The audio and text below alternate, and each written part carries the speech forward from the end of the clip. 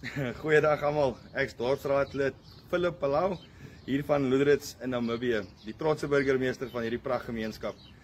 So nou vra hulle my, wat is my gunsteling Afrikaanse woord en hoekom? En dit sou ek sê is samesyn. En die rede daarvoor is samesyn is die woord wat die lekkerste uitdruk wat 'n burgemeester graag wil hê van sy gemeenskap. Daai saamwerk, daai saam staan, daai saamgaan in dieselfde rigting en daai eenheid. So vir my wil ek sê dis die lekkerste woord vir my. En dan vra hulle vir my, hoekom hou ek van Afrikaans? So vir my is dit eintlik baie eenvoudig.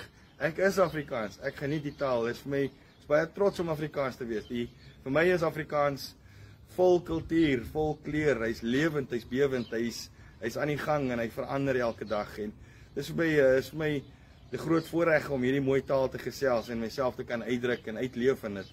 En ek is seker so baie meer mense wat hierdie selfde taal gebruik en dalk seker beter gebruik as ek, is net so lief vir Afrikaans. So, hip hip hoera Afrikaans en hier is op die volgende 100 jaar.